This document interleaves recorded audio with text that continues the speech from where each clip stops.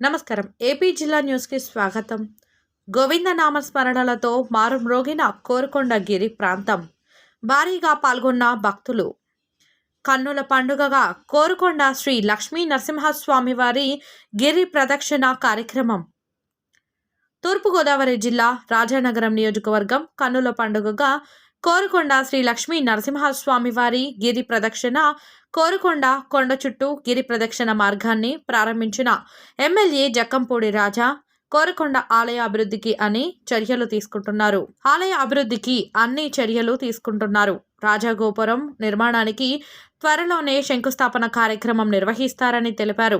కోరుకొండ శ్రీ రంగనాథ ఆలయ పునః నిర్మాణానికి చర్యలు తీసుకుంటామని చెప్పారు. అలాగే గిరి ప్రదేశ్ అంటే ఏంటి, దానివల్ల కలిగే పుణ్యాలేమిటి అని పత్రికా సమావేశంలో తెలియజేశారు. కోరుకొండలో మరో ప్రత్యేకత గిరి ప్రదక్షిణ. అరుణాచలం, సింహాచలం క్షేత్రాల్లో మాదిరిగానే కోరుకొండలోనూ గిరి ప్రదక్షిణ సంప్రదాయంగా ఉంది. గ్రహచార బాధలు, అనారోగ్యం దృష్ట్యా గ్రహాల బాధలు ఉన్న భక్తులు నరసింహస్వామి కొలువై ఉన్న కొండ చుట్టూ ప్రదక్షిణ చేస్తుంటారు. స్వామివారి జన్మధార అయిన స్వాతి నక్షత్రం రోజు పౌర్ణమి, ఏకాదశి తిథుల్లో గిరి ప్రదక్షిణ చేస్తారు. యాదాద్రిని విష్ణు స్వరూపంగా భావిస్తారు. పంచనరసింహ స్వరూపాలలో ఉగ్ర రూపం యాద పర్వతంలో సింహాకృతిలో ఉంటుంది. పవిత్రమైన ఈ గిరికి ప్రదక్షిణ చేస్తే భూదేవికి ప్రదక్షిణ చేసిన పుణ్యఫలం వస్తుందని స్కంద పురాణం చెప్తుంది. కొండ చుట్టూ ఉన్న వృక్షాల్లో ఔషధ గుణాలు ఉన్నాయని నమ్ముతారు. త్రేతాయుగంలో ఆంజనేయుడు సంజీవని పర్వతాన్ని లంకకు తీసుకుపోతున్న సమయంలో ఆ సంజీవరాయుడి ఛాయ కొండపై పడిందని, దీంతో ఇక్కడున్న చెట్లు సంజీవని వృక్షాలుగా మారాయని నమ్ముతారు. పౌర్ణమి నాడు బ్రాహ్మీ సమయంలో గిరి ప్రదక్షిణ చేస్తే ఆరోగ్యం బాగుపడటంతో పాటు సకల శుభాలు కలుగుతాయని పురాణాలు చెబుతున్నాయి. ఆలయ అభివృద్ధిలో భాగంగా గిరి ప్రదక్షిణ చేసే మార్గాన్ని మరికొంత అభివృద్ధి చేస్తామని తెలియజేశారు. ఈ కార్యక్రమంలో మండల వైసీపీ నాయకులు, భక్తులు పాల్గొన్నారు.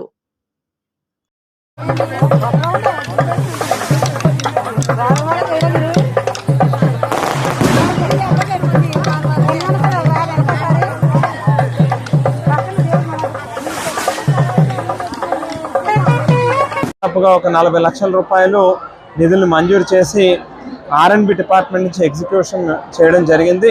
ఒక మంచి రోజు, ఒక విశిష్టమైనటువంటి రోజున ప్రారంభించాలనేటువంటి ఉద్దేశంతోనే ఇప్పటిదాకా కొంత ఆలస్యమైంది. మరి ఈవేళ ఈ గిరి ప్రదక్షిణని వేల మంది భక్తులతో ఈ యొక్క కార్యక్రమాన్ని ప్రారంభించడం జరిగింది. మరి ఆలయం యొక్క అభివృద్ధికి, ఈ ఆలయం యొక్క ప్రసిద్ధిని పూర్తిగా ఇంకా రాష్ట్ర వ్యాప్తంగా కానీ లేకపోతే దేశవ్యాప్తంగా కానీ తీసుకుని వెళ్ళాలి.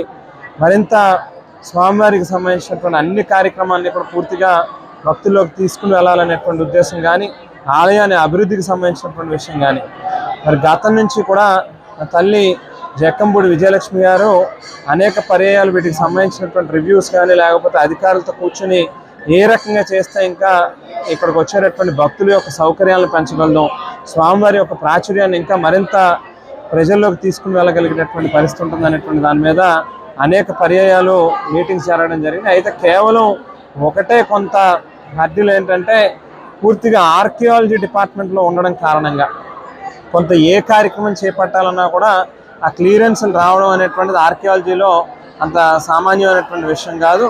సో ప్రభుత్వం సైడ్ నుంచి కూడా పూర్తిగా అన్ని రకాలుగాను కూడా వాళ్ళ మీద ఏదైతే చేయగలమో వాటికి సంబంధించినటువంటి పనులను కాస్త వేగంగా చేయండి అనేటువంటి దాని మీద కూడా ఒత్తిడి తీసుకొస్తా ఉన్నాం. డెఫినెట్గా తొందరలో ఈ ఆలయానికి సంబంధించినటువంటి రూపురేఖలు మొత్తంగా మారతాయి అనేటువంటి విషయాన్ని కూడా చెబుతూ, రాబోయేటటువంటి ఫిబ్రవరి, మార్చిలో ఏదైతే స్వామివారికి సంబంధించినటువంటి తీర్థం కార్యక్రమం రాబోతా ఉందో అప్పటికి డెఫినెట్గా ఈ ఆలయానికి సంబంధించినటువంటి మొత్తం మాస్టర్ ప్లాన్ని ఏ రకంగా టాప్ టు బాటం పైన కొండ మీద ఉన్నటువంటి స్వామివారి దగ్గర నుంచి మొదలుపెట్టి ఈ కొండ కావచ్చు, లేకపోతే కింద ఉన్నటువంటి ఆలయం కావచ్చు, లేకపోతే ప్రతినిత్యం జరిగేటటువంటి పూజలకు సంబంధించినటువంటి వాటి దాని మీద కావచ్చు, ఇక్కడ మనం పెంచబోయేటటువంటి సౌకర్యాలు కావచ్చు, ఎంటైర్ మొత్తం టోటల్గా ఒక మాస్టర్ ప్లాన్కి సంబంధించిన దాన్ని కూడా తొందరలో డెఫినెట్గా కమింగ్ ఫిబ్రవరి మార్చిలో వాటిని కూడా రిలీజ్ చేసేటటువంటి కార్యక్రమం కూడా చేస్తాం.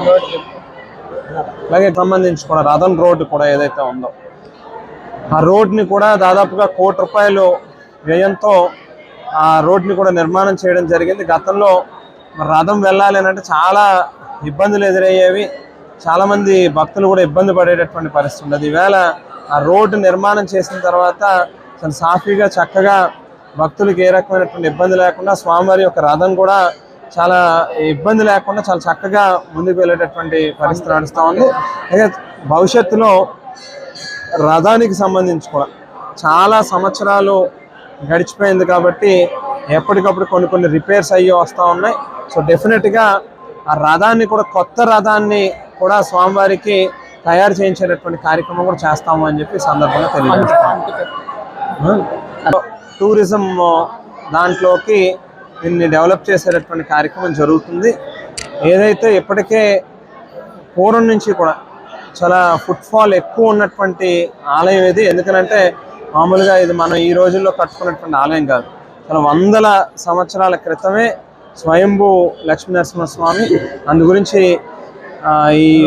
ఈ యొక్క ఆలయాన్ని పర్యాటక కేంద్రంగా కూడా ఖచ్చితంగా తీర్చిదిద్దాల్సినటువంటి అవసరం ఉంది. కాబట్టి ఇంకా ఫర్దర్గా అదే మాస్టర్ ప్లాన్లో ఇవన్నీ కూడా కవర్ అవుతాయి. డెఫినెట్గా ఏమేం చేయాలనుకుంటాం ఏంటి అనేటువంటిది కూడా పూర్తిగా అందులో అవన్నీ కూడా వస్తాయి.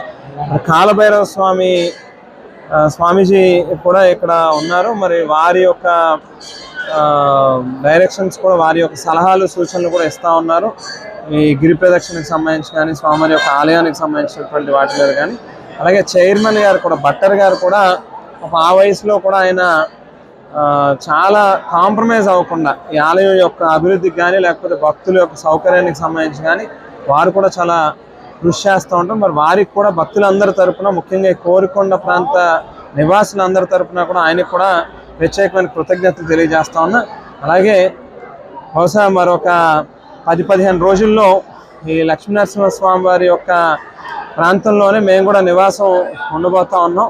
డెఫినెట్గా ఇక్కడే ఈ ప్రాంతం యొక్క నివాసులుగానే ముందుకు వెళ్ళబోతా ఉన్నాం అనేటువంటి మాటను కూడా ఈ సందర్భంగా తెలియజేస్తా ఉన్నాం. డెఫినెట్గా కమింగ్ 5 yearsలో ఊహించని అభివృద్ధి కానీ లేకపోతే ఇక్కడ భక్తుల యొక్క ఫుట్ఫాల్ పెరగడం కానీ నెక్స్ట్ 4-5 yearsలో డెఫినెట్గా చాలా అబ్నార్మల్గా పెరుగుతుంది అనేటువంటిది మాత్రం ఖచ్చితంగా చెప్పగలుగుతాం.